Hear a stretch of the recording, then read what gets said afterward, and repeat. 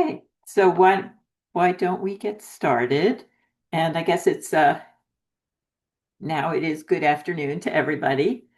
So thank you so much, all of you who are joining today.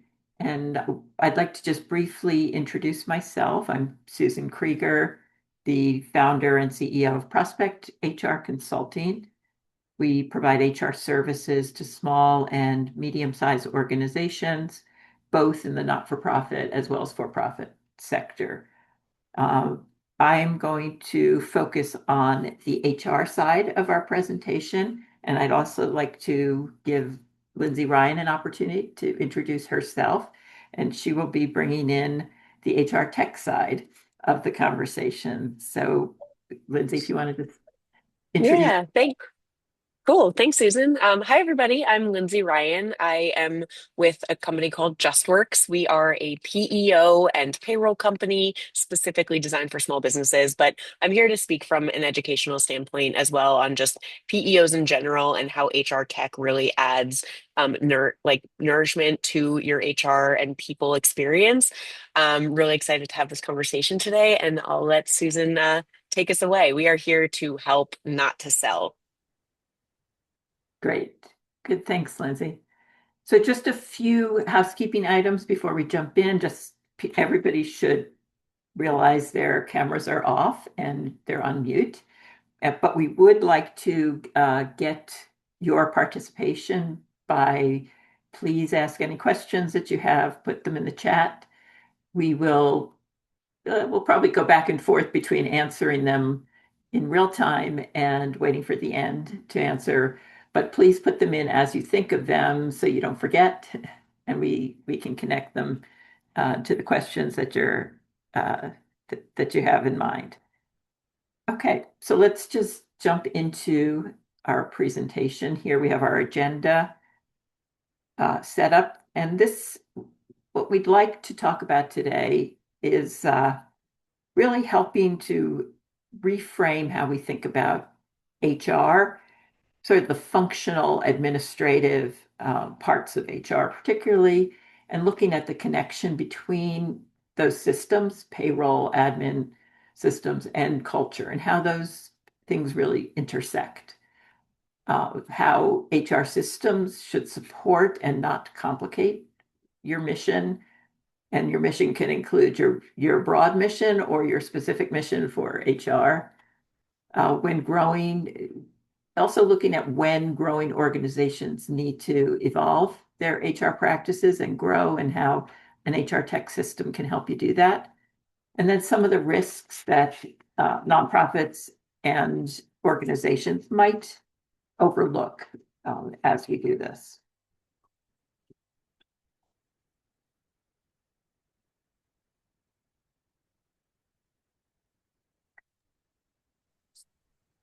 And So let's, yeah, just to dive in, Susan, like a little bit of why this matters. Of course, like your people are your most valuable asset, and Susan's definitely going to dive in more to that. But small businesses are not limited to one geographic location anymore, right? It's, benefits are getting really complicated and sensitive for people. They always are, but I feel like now more than ever.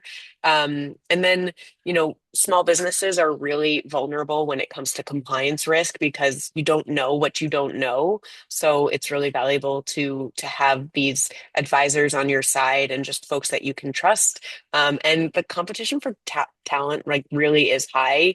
There's a lot of people out there who might be looking at bigger businesses to get better benefits, to have more opportunity. But Susan, I'll let you dive into that as well.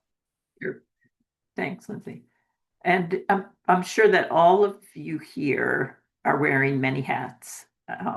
You also have limited time, limited resources, pressure about mission accomplishment, as well as people pressure. And HR often becomes something that's very urgent, but often invisible. So basically, and this will be a recurring theme that we have throughout, is HR systems need to work. People often don't pay a lot of attention to that until things don't work, but they have to work well. And that alone supports the organization being able to do everything that it needs to do. So we really want to look at where HR tech and HR teams meet and why that intersection matters so much for your people. Okay. So let's dig a little bit into that payroll to people connection and what we're talking about. So I think as it's probably intuitive, and most of you know this, we have the administration side of things, which includes payroll, benefits, employee records, compliance, policies, employment law. And then we have things that are looked at oftentimes more as strategic, the learning and development side, skills, training, performance management, recruitment, compensation structure, growth and planning. But all of that combines into your company culture. And all of that is going to impact your company culture.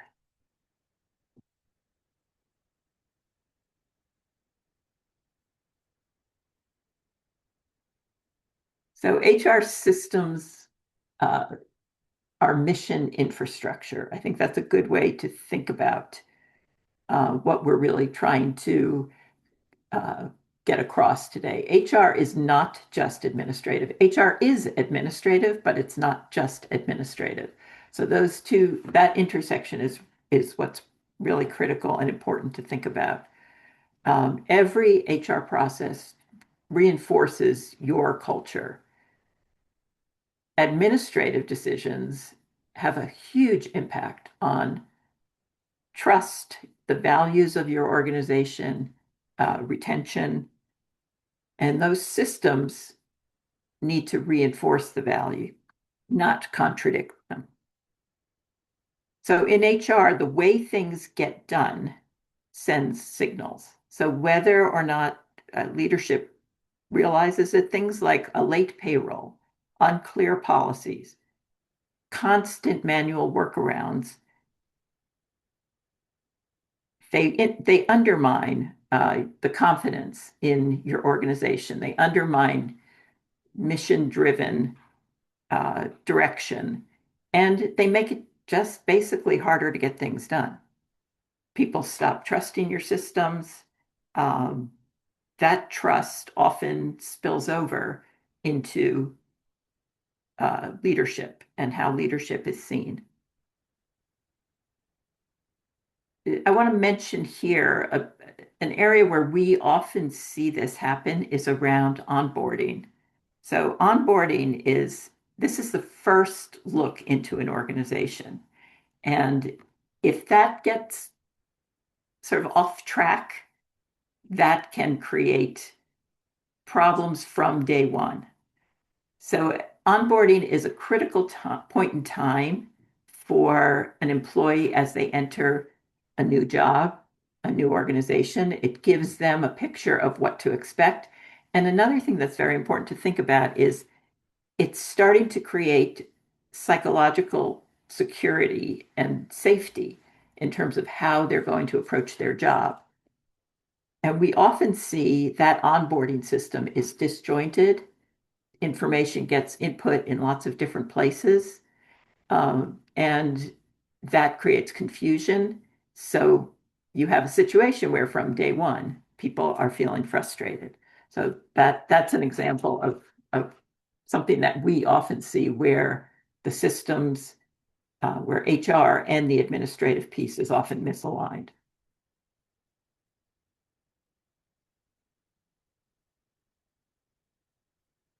So let's look at some of the signs that might help you to recognize that your tech might not be quite aligned in the way that you need it to be.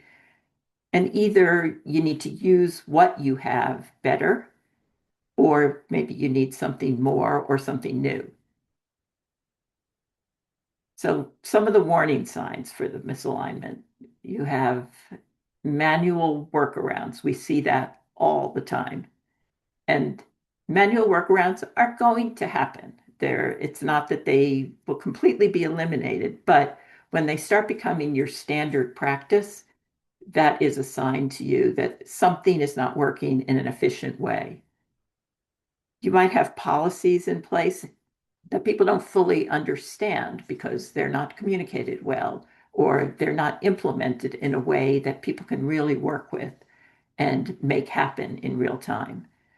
Another thing that we see very often is around leaders spending an excessive amount of time on administration, where they get pulled in to having to resolve issues. We have a client, we've been many clients, actually, not just one clients we work with, where leaders get involved with decisions around time off, where leaders get involved with having to answer questions around that because people don't know where to find that information. And as you can imagine, that takes their time and takes them away from the mission.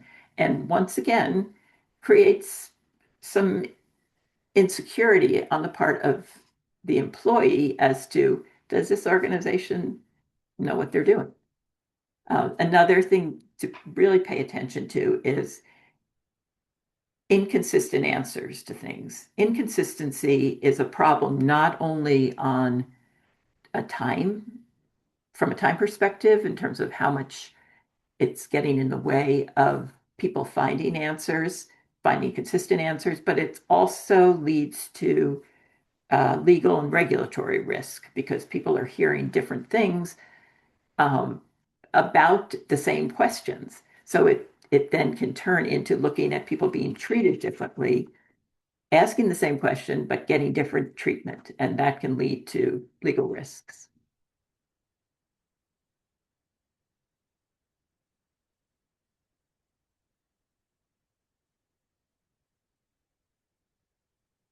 So here's what strategic alignment might actually look like.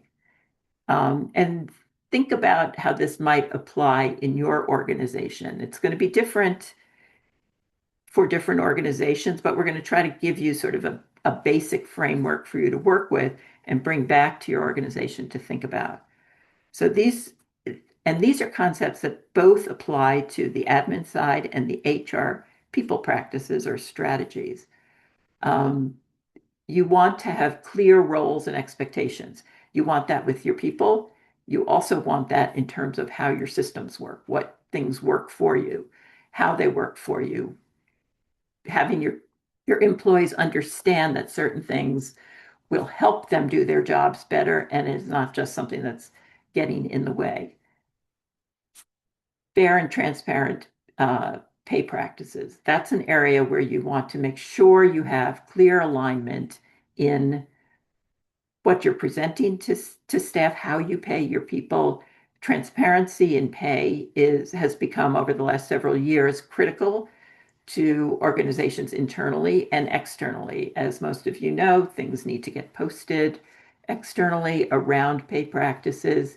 And if you don't have a system that's capturing that information in a way that is repeatable, easy to do, easy to find, easy to share, then that misalignment can cause problems both in how your employees feel about how they get paid, as well as, again, regulatory issues with transparency. Consistent people processes, mentioned that also last slide around you want to treat people who are similarly situated similarly. And that consistency is you want that to be helped and not hindered by the systems that you put in place to make sure that people are seeing the same policies that the person sitting next to them sees, and that applies to everybody in the workplace.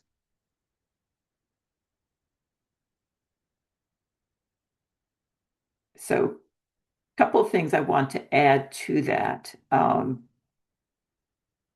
Thinking about trust being operational and not theoretical. So trust is really impacted in your workplace by accuracy and consistency. transparency, as we talked about, follow through, and fair application of policies. So I know these are very basic ideas, but when they go off track, that's when people start feeling frustrated, anxious, and as if there is something unfair when there very well may not be anything unfair, but people do start feeling um, that it's unfair. And then leadership can be affected, credibility of leadership can be affected. So, strong systems in place will help you and help your leaders to focus on people rather than damage control. And strategic alignment doesn't necessarily mean more bigger policies or more tools. What you really want is clarity and something that fits for what your needs are. Um,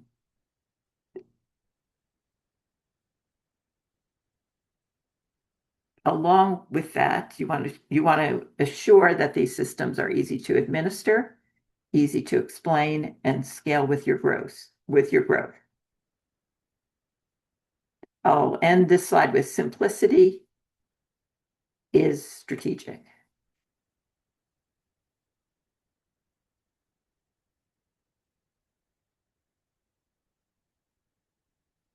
So Susan, we let's do have a question in the chat if you'd like to answer that as we wrapped up that slide. Sure. Um, we have a question from Denise. She said, thanks for all the great information. What would you suggest about how to think about making processes for asking for accommodations under the ADA to feel safe and respectful? How making processes? Yes, like for requesting ADA accommodations and how to make those still feel safe and respectable. Yeah. So there are a couple of things that come to mind around that. It's a very important question, and it's an area where you do want to see fairness and consistency across the board. Having said that, no two situations under the ADA are ever alike exactly, but you want to try to make sure that there is fairness within how you're going to respond to people. So if you have a system where information can be gathered and kept in a place where you can go back to it and this is how a situation was handled in the past rather than relying on notes. That's an important aspect of keeping the responses to ADA requests fair and consistent.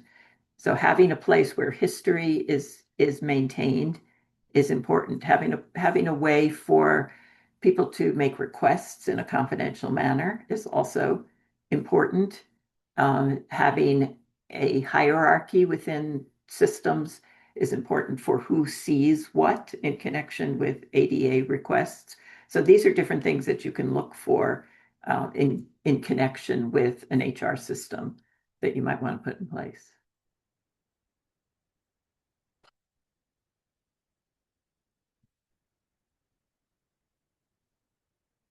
Okay, when to scale or maybe when not to scale. So we often come to organizations that are experiencing frustrations with how HR supports their people. They know something isn't working, but they're not quite sure what that is. Often it might be about complexity, might be about growth, might be about changes going on. So some of the things that we recommend looking for early stage. Sometimes that's the simplest point to think about scaling HR. You're looking at fresh, you're saying, what do we need to put in place? What are our priorities? Compliance is always top of the list for thinking about there. So you have a system in place and now you're growing. How do you think about the growth? What do you need? What do you need to put in place to allow for hiring more people, getting more complex? As you bring in more people, there are going to be more questions. There's going to be more processing. There's going to be more thought about onboarding, as we discussed. So those are kinds of things that you really do need to pay attention to and think about. And standardizing before expanding is also an important concept. Just putting a system in place is not going to make everything work magically. You need to think about what are the processes, procedures that exist, how to template things, what is what are the steps that have to happen in a process, and then bring that to your HR system. Don't expect your HR system to answer everything without you thinking about what the order is and how things work. Now, the HR system can often help guide that and frame that for you and make you think about things you might not have thought about. But pay attention to that, especially as you're growing and what that standardization might mean. Some of the risks is when you scale too late. So people are already feeling burnout, and they feel the frustrations of answers not happening quick enough, or the things that they need day to day to get their work done are not happening, or basic things that really matter to them around their time off or around getting paid. Um, is a frustration to make happen. So make sure that you're paying attention to that so you don't end up scaling too late. And then scaling too early can also happen where you bring in some unnecessary costs, unnecessary processes that don't really work for your organization. And by overcomplicating and giving answers to things where there really aren't problems or questions, people will get turned off. They won't want to be using the systems. They'll they'll get frustrated with having to use something that doesn't really relate to them or mean a whole lot. Yeah, it can be overwhelming when there's too many systems that don't feel vital in an early stage. Yeah. And I'll Um, say, I'm sorry, go ahead, Lindsay. oh no, go ahead. I was just going to say an interesting corollary that we have with some clients is where they've actually gone the other way. They have divested parts of their organization. So they're much smaller. An organization that we work with that has had about 400 or 500 employees, now down to about 100. And they have a very large, unwieldy system that they're using. And that's causing problems. It's causing frustration. It's also coming back on leadership, and it's coming back on the HR department as well, looking like the HR department really is not doing what is needed in the workplace. So we're we're working with them to look at how to scale that back. It's great that you actually bring that up. We have a question in the chat about like how scaling down can strengthen an organization, like by acknowledging that and actioning it, and like what might justify that decision. I know you mentioned like a downsizing. Um, but yeah, can you speak a little bit more to how that can strengthen and like what it looks like sometimes for an organization to scale down? So part of scaling down is knowing what you need. And that could be because you've gotten smaller, and it could be because you've gotten smarter in how you want to focus on things. And what might have happened is in an early stage, you are you put in place a system, looks good, you don't really know what's coming, and you put in too much.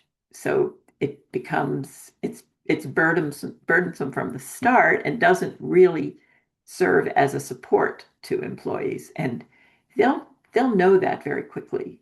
And so taking a look at how your employees are using what's offered is important. You could do some kind of a survey to find out what they really use and what's useful. And you in the HR department probably have a very good sense of what's being used and what's not being used. And even in the HR department, where you feel as though things are too big for your size, so you do what we had referred to earlier around creating workarounds to make it work better. Look internally in HR as well to see how you're using the system.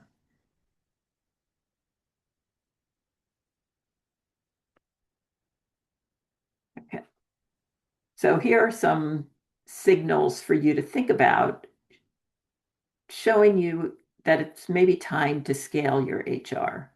So over-reliance on manual processes, inconsistency, and these are things that we've brought up earlier, but they're good to be reminded of and to think about, and that the risks are there.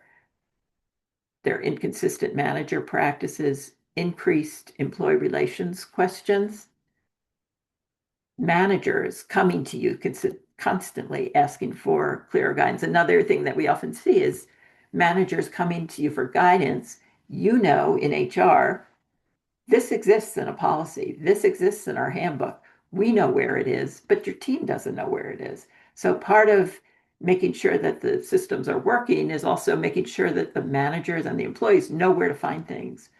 Um, but that's also a good reason to think about scaling. Misclassification and compliance gaps. There are a lot of different kinds of compliance gaps that can start happening as an organization grows, as you start bringing on new people and you're not tracking as carefully around how to classify an employee properly. And that can, as we all know, can create massive headaches to try to fix, and also potentially hit your bottom line. Your documentation either doesn't exist or it's poor. We often have questions around compensation that will come up before somebody has a system in place to track that information in a formatable way, where people are looking at history, looking at compensation history. What was someone's raise 2 years ago? When did they get it? When did it go into effect? How do I compare that with other people in a similar department? If those kinds of things are coming up, I think it's a good signal that it's time to scale. Um, Compliance anxiety applies, and then the leadership bottlenecks. And that's a really interesting thing to watch in organizations, because especially in smaller organizations where leadership takes on different ways of approaching what the bottlenecks are. Sometimes leaders take it on very personally, and they get involved and they want to fix it. And that's not what they should be spending their time doing. And that's not the role that they should be playing in leadership in the organization. So those bottlenecks are very, very telling. And these signals, it doesn't mean that there's been failure at the organization. I think that's important to talk about. The signals are about things for you to watch for, pay attention to, maybe getting on top of it before some of these things um, turn into a problem. It shows that in a lot of ways, it shows there's growth and health in your organization. So use those signals to stay on top of that and not let these problems get away from you.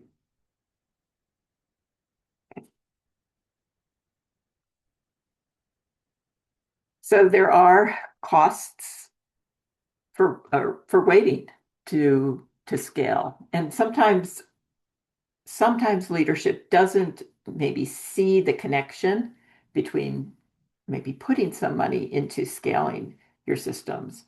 But it's important for you to have the understanding and the language to present what could be happening if you do wait to put something in place until there's a problem. So it can lead to employee disengagement. It can lead to legal exposure. Your leaders can be experience burnout, and there's erosion of the culture. I think it's important to talk about these things within your organization that will help support putting in place strong process and systems. And okay, no, I was going to add something, but we can move on here. Okay. Oh, we're going to go Susan, back. definitely add. Yeah, Okay. this is Okay, all very great. valuable. So I was just going to say, the cost can also definitely impact your bottom line. And I think that's also something that leaders often hear loud and clear. Um, so for things like misclassification that can lead to huge exposure in terms of overtime, penalties, and great mistrust in your employee base. And the time that it takes to unravel those things, and we'll get brought in to help organizations unravel that and figure it out. But we cost money, potentially lawyer costs, potentially Department of Labor costs. So these things can have a big impact on your bottom line. Another example of that is inconsistent treatment of employees when things are don't feel like they're in order, people are being treated consistently, there's fairness across the board. It can lead to complaints, employee complaints, that then could ultimately lead to some kind of an investigation. There's another area where we will get brought in to work with clients on investigating, and it's an area where it's like I dislike the most having to bill our clients for investigations because it's just to clean up something that maybe you could have prevented by putting in place transparency, fairness, a way to see what's happening in your workplace. Just want to add those two things. Okay. Yeah, So I think let's, that's a great segue into intentional HR versus reactive. It's a great segue into that. yeah. And unfortunately, again, sometimes we do get brought into organizations where there was a problem and then we help to fix it. So if you can think about looking at these issues before they surface or before they become problems. And that often happens as you're growing, as things become less easy for a couple of people to control. Um, so these fixes are reactive fixes occur after the problems, again, can lead to expense, time, spending too much time on something that takes away from your mission and your focus, and looking at ways to intentionally design your systems as well as your HR practices along with that is an important part of how you grow your HR, how you think about HR. And we're going to talk a little bit more specifically about doing an HR assessment in order to pay attention to that.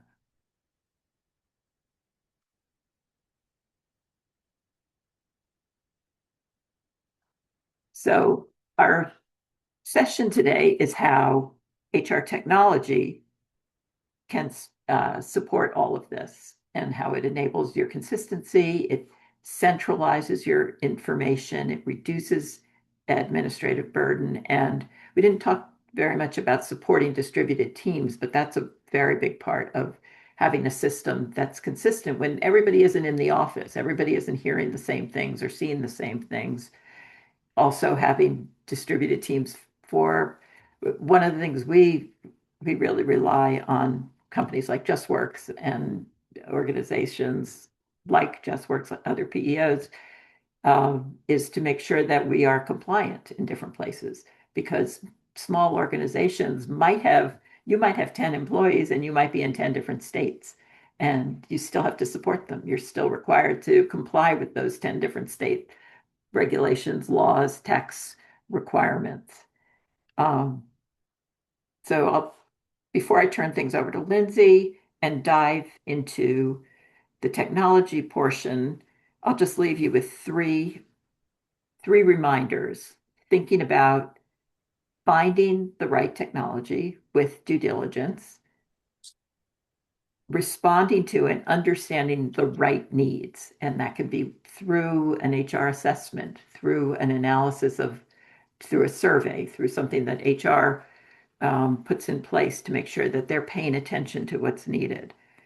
And then another thing that we have not spent too much time on, but I want to mention it here, is making sure that when you do put systems in place, you want to make sure there's focused training on how to use it, where to find things, making sure that employees know how to use the technology in a way that supports what they have to do Mm, in the organization.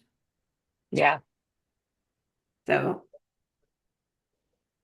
I think the next Yeah. question is for you, Lindsay. So I'll Oh, turn it over thanks, to Susan. Lindsay then. Fantastic. Yeah, well, thanks everyone. Thank you, Susan. This has been so valuable. And so yeah, I just want to dive into a little bit more of like how the HR tech really ties back to your team. I'm going to speak specifically about what's called a PEO. Please feel free to drop in the chat if you are familiar with what that is, if you are currently using one. Would love to hear what people have to say about that. Oh, I see one already. Very exciting. Okay, thank you, Tarika. I'm not familiar, so I'm definitely going to dive into that. So, a PEO does stand for, it's an acronym. It stands for Professional Employee or Organization. The acronym is not very descriptive of what it actually does, but basically, it's an HR piece of HR tech, right? It puts all in one place: payroll, compliance, some HR tools and even benefits if you want to offer that to your team and have it all in one streamlined place. Um, the PEO model, it really is just to be there to help you as the small business admin or owner or, COO, whatever you may be, where you're likely wearing a lot of hats in this small business. We're here to help put everything into one place so that you're not juggling multiple vendors, multiple points of contact, and it just really puts everything there. And the idea, like Susan was saying, it should be something that is just reliable, consistent, and it runs in the background without you really having to think about it. The idea is for us to offload these administrative tasks, not to add more to your plate by dealing with, complicated customer service, complicated pieces of just like, again, multiple different points of contact. The main pillars that people turn to a PEO for is obviously the simple payroll. It just is there to run in the background. If you have hourly employees, it's a simple just approval of the time they've submitted. But a lot of the other reasons people turn to a PEO is the compliance coverage. Consider us your shield. With entering into a PEO, you do enter into what's called a co-employment relationship. That can be a really scary term to some people, but it's not where we have no say, at least JustWorks. Not every PEO is going to be the same, but JustWorks specifically, we do not have a say in how you run your business, who you hire, who you fire at all. We are there as a co-employer to provide that compliance shield. So, like Susan was saying, if you have 10 employees in 10 different states, if you aren't in a PEO relationship and you're just using a regular payroll system, you are responsible for keeping up with the employment laws of those various states. Sometimes, I don't know if anyone has employees in California, it varies by region, by county. It is very complicated. So when you have a PEO, you don't have to think about those things. And I'll dive into more into that in another slide. Um, and then the other reason small businesses turn to a PEO is the access to large group benefits. If you're under a certain amount of employees, it's usually under 50, which I think a lot of small businesses are. Um, you are limited to the open market for benefits, which can be limiting in terms of plan selection. It can be expensive. And you kind of are just like trapped in that. By looking into a PEO, you at least get access to get quoted on the large group health insurance market. And you're going to be able to offer your employees the kinds of benefits that Google or Apple can offer to their employees. And it goes beyond medical, dental, and vision. There's 401k benefits, there's mental health benefits, fitness benefits. So lots of different things. And again, I will dive into that as well. No, But yeah, we're really, sorry, yeah, I was just going to add, going back to something you said earlier around the co-employer relationship. yeah. We we will often work with our clients to help them find a good fit for a PEO for them.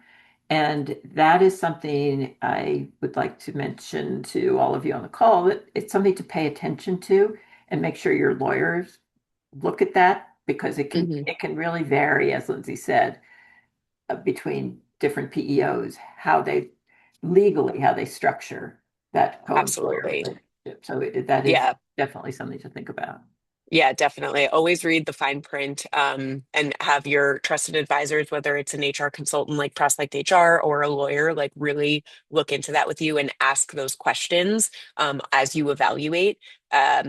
You should always look for a provider and, partner if you're looking at these types of platforms of who's going to be transparent with you, and who is going to really lay it out. You should always be looking for a partner that has your best interest in mind and not just trying to make a sale.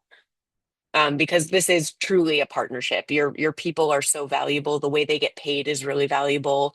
The customer service of these vendors is really important too, because you don't want to be the middle person between your team and the vendor. You want your team to also have access to the customer service so that they can feel free and feel empowered to ask questions themselves if they have a question about, their payroll, their benefits. You want there to be resources and trusted resources with your platform to have that accessible.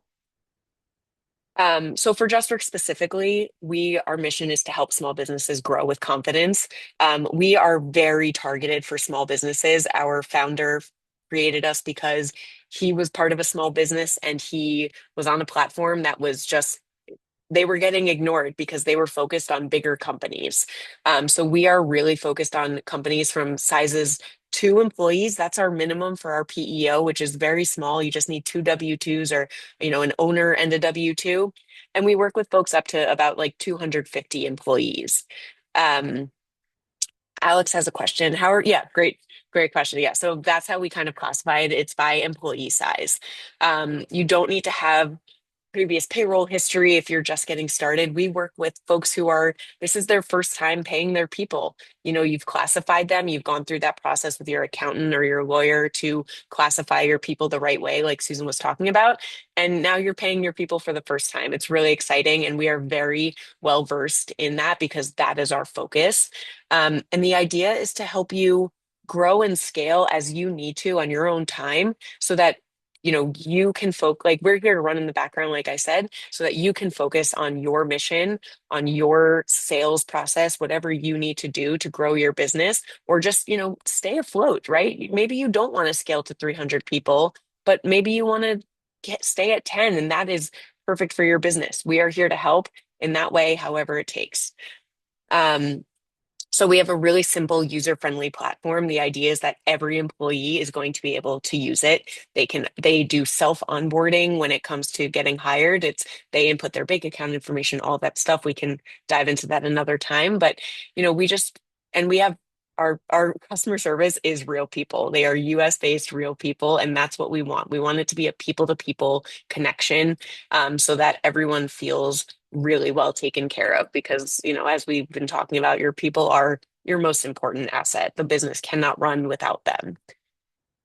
So, one of the things I wanted to dive into with the value of a PEO, obviously payroll is a big part of it. That's how you pay your people. That's how they feed their families and keep consistent. But benefits is another big thing. So it's how you attract and retain great talent.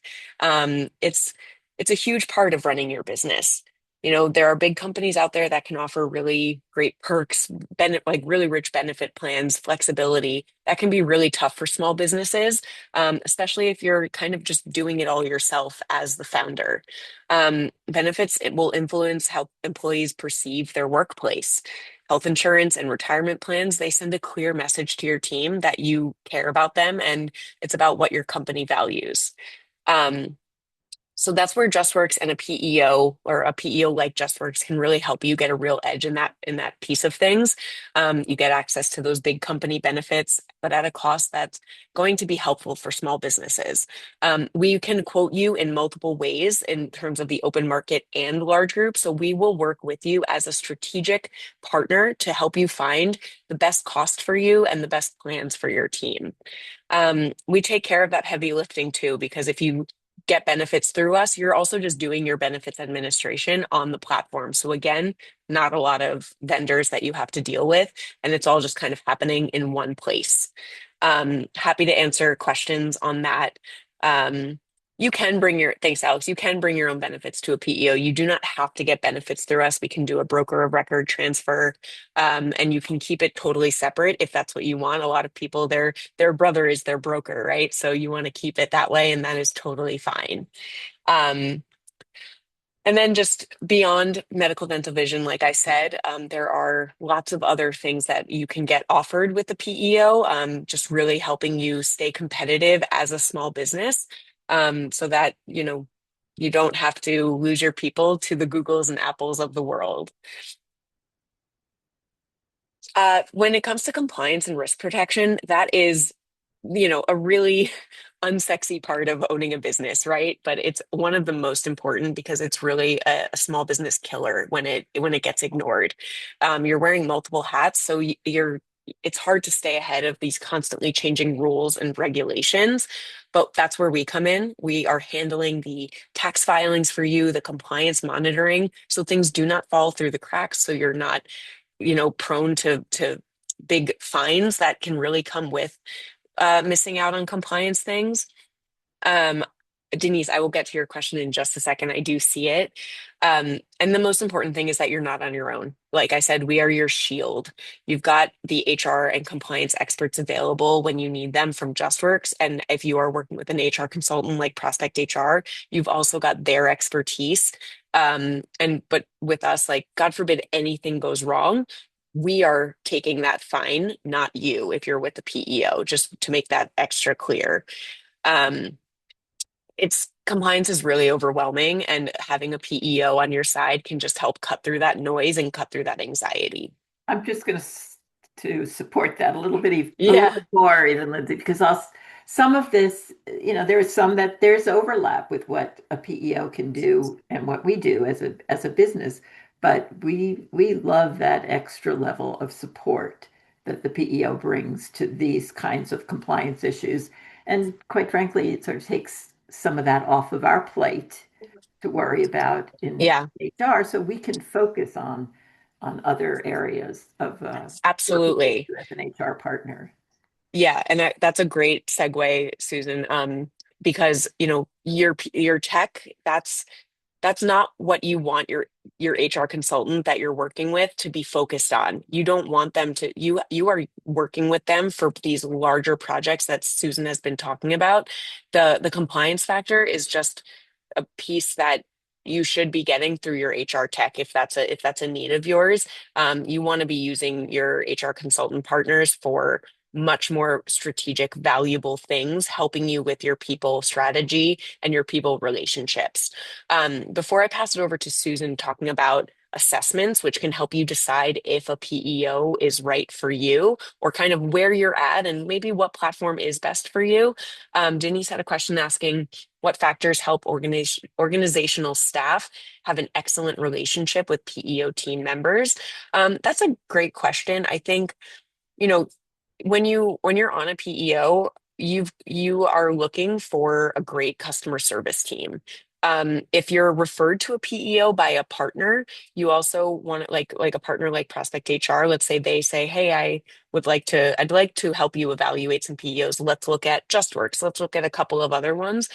You want that relationship to be really good too, because by getting referred to a PEO from a partner, at least with JustWorks, you're always going to have an extra layer of customer service throughout your entire journey, because of that valued relationship. But you really just want your people to feel comfortable.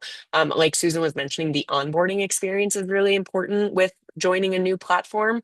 We take really like good care. We do benefits webinars with the entire team. We do platform webinars with the entire team to make sure that everyone feels really comfortable using the platform on their own. And just having a really easy to access customer service team is going to be vital as well, so that everyone feels empowered to do that. Um, and I know, weirdly enough, we're down to 7 minutes, which is wild. I'll pass it back over to Susan to talk a little bit about the importance of an assessment to maybe help you decide what is the right move for you as you scale. Great. Thanks, Lindsay. And I'll speak quickly. I don't know if we'll have any more questions at the end. I do want to leave a few minutes for additional questions. So we've mentioned a few times the HR assessment, and the HR assessment, it is something that we do at Prospect HR. It's also something that you could think about how you put it together for your own organization. But it's an important, it can cover sort of everything that you need to do from an HR perspective, and you can design it in a way to make sure you're looking at the gaps before they become problems, as we talked about earlier, looking for these signals and seeing what's happening on the ground as you grow, because as you grow, your problems potentially grow. And it will also help you to prioritize what to put in place first. We have a system where when we give recommendations back to our clients, we actually prioritize from medium to very important to less important, so you can pace what you're doing and what you're putting in place. It helps you to align your systems.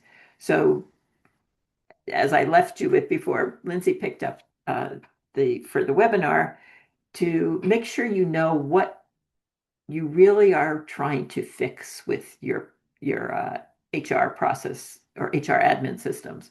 What are the problems that are out there, and what is your current reality? Don't do more. Plan for growth, but don't overdo it, and don't do less. So make sure that you are in alignment, and then planning for growth intentionally. So thinking about, as I said, don't do more than you need to, don't do less, but think about where you're going and what the future is going to bring over the next couple of years, and set yourself up for success there.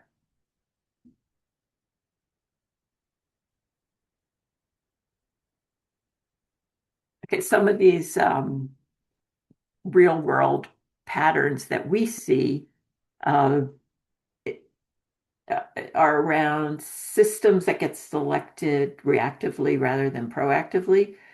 Organizations that feel desperate, they jump into something.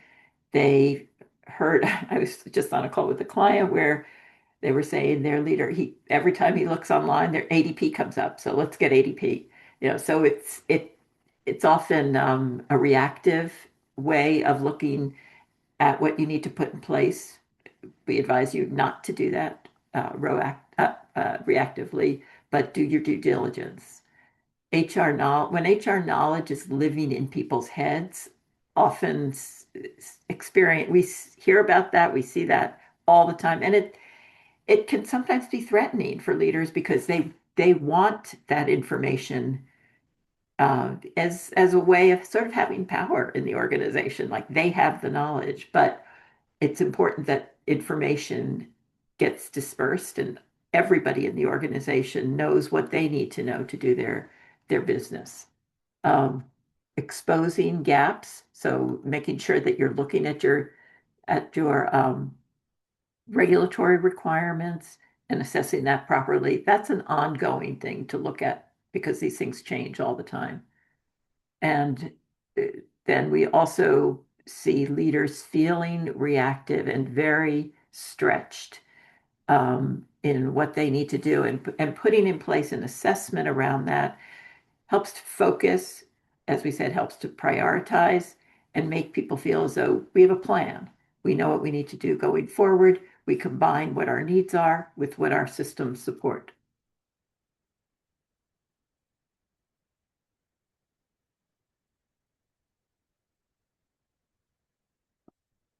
So just moving some of the same things that we've talked about, just emphasizing it again, assessing your systems honestly and openly, identifying where your friction points are, actively, deliberately, and intentionally in aligning your HR priorities with how the organization is going to grow and how HR then needs to grow.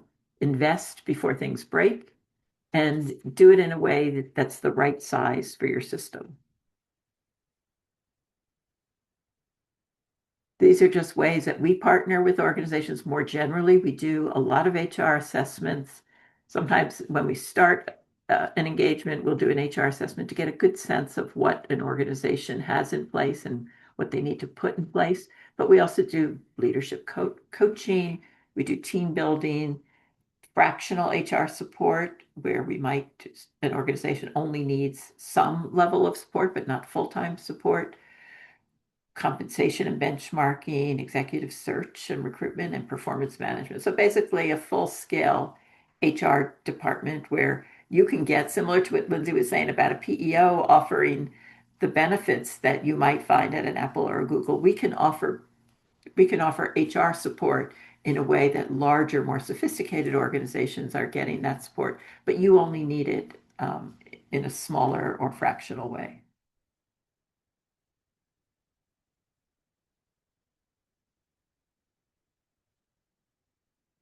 Okay.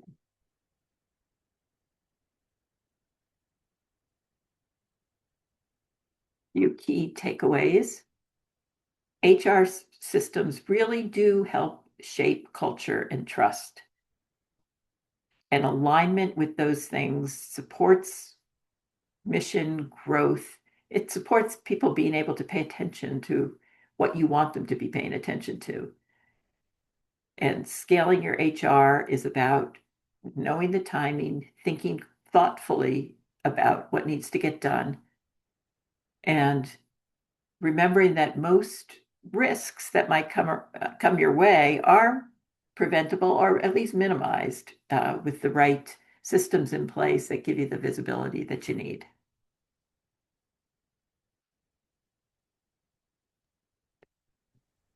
Yeah, I Yeah. guess I'll. Do you want to mention these, Lindsay? Sure, sure. So, there's going to be an email after this that's going to send some resources to you all for those who attended and for those who just signed up.